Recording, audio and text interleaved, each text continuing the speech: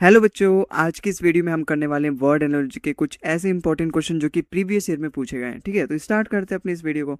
अच्छा, एक बात और जान लो भाई, हम ना अपने चैनल पे अपने क्या हमारा हमारा चैनल पे कंप्लीट रीजनिंग की प्रैक्टिस कर रहे हैं भाई, चैप्टर वाइज। मतलब सभी चैप्टर के जितने भी रीजनिंग में सारे चैप्टर पूछे जाते हैं अपना एग्जाम में, किसी भी गवर्नमेंट एग्जाम के, जैसे seating arrangement, syllogism, puzzle, ranking test, अपने ब्लड रिलेशन, सारे चैप्टर के हम चैप्टर वाइज प्रैक्टिस करने वाले हैं। बहुत सारे क्वेश्चन। तो आपको सबसे ज़्यादा जिसमें दिक्कत आ रही है, जैसे number series, odd one out, इन सब में सबसे ज़्यादा सोचना पड़ता है। सेट एनालॉजी हो गया, इन सब में सबसे ज़्यादा सोचना पड़ता है, बहुत ज़्यादा दिक्कत आती है। तो आप उस पर कुछ क्वेश्चन प्रैक्टिस कर लो, सर्च कर लो। ठीक है, तो अभी तो हम वर्ड एनालॉजी कर रहे हैं, धीरे धीरे बाकी के सारे चैप्टर्स भी आ जाएंगे। ठीक है, तो स्टार्ट करते हैं आज के इस वीडियो को। देखो यहाँ पे पहला क्वेश्चन क्या बोल रहा है, वर्ड एनालॉजी अभी चल रहा है और हमारा पहला क्वेश्चन देखो यहाँ पे हमारा क्या बोल रहा है। भाई पहला क्वेश्चन बोला है Photoshop is related to software. Photoshop है वो सॉफ्टवेयर से रिलेटेड है, तो हमें बताना है ऑप्टिकल माउस किससे रिलेटेड होगा। भाई फोटोशॉप एक सॉफ्टवेयर है, ये हम जानते हैं। तो ऑप्टिकल माउस क्या है भाई? ऑप्टिकल माउस तो एक माउस है ना, वो एक हार्डवेयर है ना, उसको तो हम टच कर सकते हैं। भाई आप जानते हो सॉफ्टवेयर और हार्डवेयर में डिफरेंस। सॉफ्टवेयर मतलब मैं जिसको टच नहीं कर सकता। आप अपने मोबाइल में यूट्यूब चला रहे हो, यूट्यूब को टच कर सकते हो नहीं, तो वो एक सॉफ्टवेयर है। वहीं अगर आप मोबाइल चला रहे हो, केवल मोबाइल की बात करूँ, तो वो एक हार्डवेयर है, क्योंकि आप उसको टच कर सकते हो।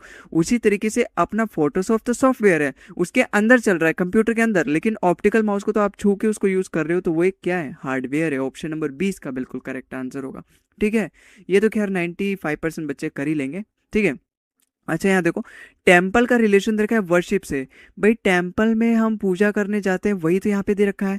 इसका मतलब यहाँ पे जगह और फिर वहाँ पे हम क्या करने जाते हैं वो हमें यहाँ बताना है सेकंड में। भाई टेम्पल में हम वर्शिप करने जाते हैं, यही चीज़ मैं यहाँ पे पता कर सकता हूँ। तो चर्च में हम प्रेयर करने जाते हैं। अच्छा, और भी हम दूसरे ऑप्शन देख लेते हैं, हमें बेस्ट ऑप्शन ढूंढना होता है। तो क्या गोल्डन टेम्पल में हम अमृतसर करने जाते हैं, गार्डन टेम्पल में हम प्लांट गार्डन में प्लांट करने जाते हैं, यूनिवर्सिटी में प्रेसिडेंट करने जाते हैं? नहीं भाई, देखो टेम्पल में जिस तरीके से वर्शिप करने जाते हैं, मतलब पूजा करने जाते हैं, उसी तरीके से हम चर्च में प्रेयर करने जाते हैं। हमें बेस्ट आंसर ढूंढना होता है भाई सभी ऑप्शन में से, क्योंकि रीजनिंग है। तो ऑप्शन नंबर ए ही इसका बिल्कुल करेक्ट आंसर हो जाएगा। आई होप आपको भी समझ में आया होगा। अगला सवाल देखो, फैमिली का रिलेशन दे रखा है अपब्रिंगिंग से। अपब्रिंगिंग का मतलब क्या होता है ना, कि देखभाल करना, पालन पोषण करना। तो अब फैमिली है, अब फैमिली में हम क्या समझ सकते हैं कि फैमिली में ही बच्चों की अपब्रिंगिंग होती है। फैमिली मतलब परिवार में ही बच्चों की पालन पोषण होता है। तो फैमिली में ही, family is related to upbringing, मतलब फैमिली जो है अपने बच्चों की अपब्रिंगिंग करती है, पालन पोषण करती है, उनकी परवरिश करती है। तो स्कूल में क्या होता है? स्कूल क्या करता है? स्कूल उनको एक तरीके से एजुकेट करता है, एजुकेशन प्रोवाइड करता है। पेरेंट्स नहीं, करिकुलम नहीं, चिल्ड्रन नहीं। ऑप्शन नंबर 20 का, जिस तरीके से फैमिली अपना अपब्रिंगिंग से है ना भाई, उसी तरीके से हमें स्कूल का रिलेशन फाइंड करना है, और ऑप्शन नंबर बी एजुकेशन यहाँ पे बिल्कुल करेक्ट आंसर होगा। अगला सवाल देखो, आर्टरीज का रिलेशन दे रखा है सर्कुलेटरी। भाई आर्टरीज क्या होता है? वो नसें जो हमारी बॉडी में ब्लड को पंप कर रही हैं, सर्कुलेट कर रही हैं। तो आर्टरीज हमारा सर्कुलेटरी सिस्टम का पार्ट है। इसका मतलब फर्स्ट वाला सेकंड वाले सिस्टम का पार्ट होना चाहिए। क्या लंग्स ऑल्फैक्टरी का पार्ट है? ऑल्फैक्टरी सिस्टम में ना हमारी वो सारी चीजें आ जाएंगी जिससे हम स्मेल वगैरह करते हैं, जैसे हमारी नाक हो गई जिससे हम स्मेल करते हैं। तो क्या ऑल्फैक्टरी सिस्टम में लंग्स आएगा? नहीं, ये तो ब्रीथ करते हैं भाई, ये रेस्पिरेटरी सिस्टम में आएगा। देखो लंग्स अपना रेस्पिरेटरी सिस्टम में आएगा, लेकिन किडनी दे रखा है, किडनी एक्सक्रेटरी में आता है, तो ये भी गलत दे रखा है, ये भी गलत दे रखा है। अच्छा, आईज जो होता है वो एंडोक्राइन सिस्टम में नहीं आएगा। एक ही यहाँ पे बेस्ट दे रखा है, नर्वस जो है वो नर्वस सिस्टम में आता है, जो नर्व्स होता है वो नर्वस सिस्टम में आता है। इसको तो बच्चा कर सकता है, बच्चा बच्चा, क्योंकि नर्व्स लिखा है नर्वस सिस्टम में। ऑप्शन नंबर बी इसका बिल्कुल करेक्ट आंसर है। अगला सवाल देखो, चेयर का रिलेशन दे रखा है फर्नीचर। भाई फर्नीचर में सारे आ जाएंगे, चेयर, टेबल, कुर्सी, बेड, सोफा, अलमारी, सब कुछ आ जाएगा भाई। तो चेयर फर्नीचर के अंदर आता है, फर्नीचर का पूरा एक पार्ट है chair. Chair is a part of furniture, या कह सकते हैं चेयर जो फर्नीचर है। तो क्या सीट कवर है? नहीं यार। क्या बाइसिकल ट्रेवल है? नहीं यार। क्या पेंसिल वुड है? नहीं यार। क्या लेटर पेपर स्टेशनरी पर मिलता है, या फिर स्टेशनरी का पार्ट है? बिल्कुल भाई, जिस तरीके से चेयर अपना पूरा फर्नीचर के अंदर आता है, उस तरीके से लेटर पेपर अपना स्टेशनरी के अंदर आता है, स्टेशनरी वाले सामान के अंदर आता है। तो ऑप्शन नंबर डी इसका बिल्कुल करेक्ट आंसर होगा। आई होप आप समझ पा रहे होंगे कि क्यों ये ऑप्शन नंबर डी करेक्ट है। अगला सवाल देखो, भाई ग्रेजुअल का रिलेशन दे रखा है अब्रप्ट पे। अब यहाँ पे ना वही बच्चा कर पाएगा, वही बच्चा टिक पाएगा जिसकी वोकैब थोड़ी बहुत अच्छी है। क्यों? क्योंकि ग्रेजुअल का मतलब होता है धीमा धीमा, और अब्रप्ट का मतलब एकदम अचानक से, एकदम तेजी से।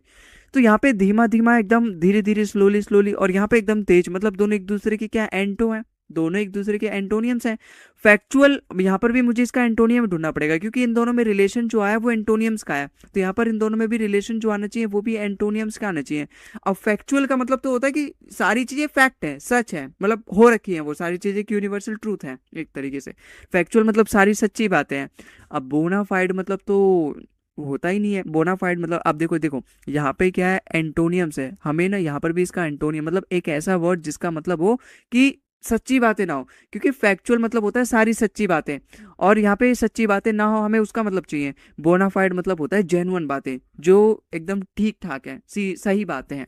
तो फैक्चुअल और ये तो आपस में एक तरीके से सिनोनियम्स हो गए। फैक्चुअल मतलब भी सच्ची बातें हो गए जो सच है, बोनाफाइड मतलब भी जेन्युइन बातें, तो गलत हो जाएगा। एक्चुअल मतलब भी सिनोनियम ही हो गया उसका। वेरीफाइबल मतलब जिसको हम वेरीफाई कर रखे हैं, वेरीफाई कर सकते हैं, या फिर वेरीफाई हमने कर रखा है मतलब वो ठीक ठाक है, सही है, वो भी गलत हो जाएगा। तो फैक्चुअल का यहाँ पे एंटोनियम्स क्या हो जाएगा भाई, फिक्शनल। फिक्शनल मतलब जिसको हमने खुद रचा है, खुद हमने बनाया है कहानी के फॉर्म में, कहानी की तरह। तो फैक्चुअल और फिक्शनल एक दूसरे के एंटोनियम्स हो जाएंगे। ऑप्शन नंबर सी हमारे यहाँ पे बिल्कुल करेक्ट आंसर हो जाएगा। ठीक है, आई होप आपको समझ में आया होगा। अगला सवाल देखो भाई, हाउस का रिलेशन दे रखा है फाउंडेशन से। हाउस और फाउंडेशन में क्या समझ सकता हूँ मैं कि फाउंडेशन मतलब क्या होता है, बेस एक तरीके से। हाउस का फाउंडेशन, भाई फाउंडेशन मतलब उसकी क्या बेस है, उसका आधार क्या है। जो फाउंडेशन, सबसे पहले अगर हम घर बनाते हैं तो सबसे पहले फाउंडेशन जो सबसे नीचे वाला होता है, बेस बनाते हैं, फिर उसके बाद उस पर घर बनाते हैं। तो हाउस अपना फाउंडेशन मतलब उसके एक तरीके से नीचे वाला पार्ट जिस पे वो टिका हुआ है हाउस। तो हाउस अपना फाउंडेशन पे टिका हुआ है। तो ट्री किस पे टिका हुआ है ये हमें एक्चुअली में बताना है। ट्री किस पे, ट्री रूट पे ही टिका हुआ है। ऑप्शन नंबर ए ही इसका बिल्कुल करेक्ट। ब्रांच थोड़ी ना, ब्रांच पे थोड़ा ना टिका, ना ही स्टेम पे। सोइल भी नहीं होगा क्योंकि यहाँ पे हाउस जो है ना वो जगह नहीं दे रखा है, यहाँ पे प्लेस नहीं दे रखा है, फाउंडेशन दे रखा है जो कि हाउस का ही पार्ट होता है। तो हमें ट्री का ही पार्ट बताना है जो कि जिसपे एक्चुअली में जो पूरा ट्री है वो टिका हुआ है, वहाँ पे वो खड़ा रह पा रहा है। सभी गर्मी बरसात और सभी जो हवा चल रही है उनको सह पा रहा है, ट्री खड़ा रह रहा है रूट की वजह से। उसकी रूट्स कितने मजबूत हैं। ऑप्शन नंबर ए इसका बिल्कुल करेक्ट आंसर होगा। ठीक है, तो आई होप आपको समझ में आया होगा। अगला सवाल देखो अपना यहाँ पे क्या बोल रहा है, स्टिंजेंट का रिलेशन रखा है फ्लेक्सिबल से। भाई फ्लेक्सिबल, फ्लेक्सिबल मतलब तो सब समझते हैं कि हाँ जो फ्लेक्सिबल है जिसको हम थोड़ा सा मोड़ सकते हैं, ढीला लचीला ये सब। स्टेंजेंट मतलब बिल्कुल ही एकदम सख्त, है ना, जिसको हम मोड़ नहीं सकते, अगर मोड़ेंगे तो टूट जाएगा। दोनों एक दूसरे के अपोजिट है, बिल्कुल दोनों एक दूसरे के अपोजिट है ना। इसका मतलब एंटोनियम है, तो हमें ऑप्शन में से भी एंटोनियम ही ढूंढना पड़ेगा जो यहाँ पे क्वेश्चन मार्क से क्या आएगा।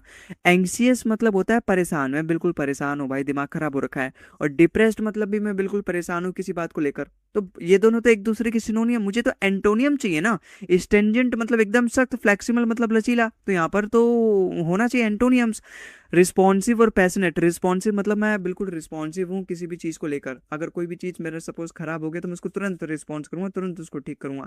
पैशनेट मतलब भी हाँ मेरे अंदर कुछ पैसन है कि हाँ मैं जल्दी कुछ ना कुछ करूंगा, उसको ठीक करूंगा। अगर कोई भी चीज़ मेरे घर सपोज खराब हो गया, पंखा खराब हो गया मान लो, तो उसको मैं जल्दी, मैं पैशनेट हूँ, मैं जाके तुरंत सही करूंगा उसको, कल को काम को कल पे नहीं डालूंगा। तो ये भी एक तरीके से दोनों सिनोनियम ही तो हुए, रिस्पॉन्सिव और पैशनेट। अच्छा डेयरिंग, डेयरिंग मतलब मैं किसी भी चीज़ से डरता नहीं हूँ, मैं मतलब कर सकता हूँ और मैं कर पाऊंगा और मैं करूंगा, ये वाली फीलिंग आनी चाहिए। वेंचर सब मतलब भी यही होता है भाई कि हमारे अंदर एक है कि हाँ हम मतलब एक गट्स है कि हाँ रिस्क लेने की गट्स है कि अगर हम कोई बिजनेस वगैरह करना चाहते हैं तो हम रिस्क ले सकते हैं उस पे, उसके ऊपर।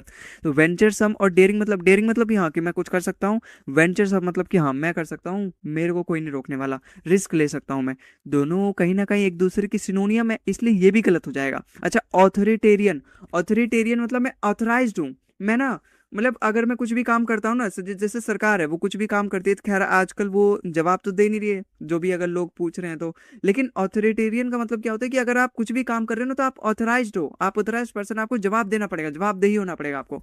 तो वो होता है ऑथोरिटेरियन। लिबरल मतलब एकदम खुले विचार का, वो जो चाहे वो कर सकता है, उसको किसी को जवाब नहीं देना पड़ेगा, जैसे तानाशाही में होता है। और हमारी जो कंट्री है डेमोक्रेटिक, हमारे यहाँ जो भी सरकार कुछ करती है तो उसको बताना पड़ेगा, है ना।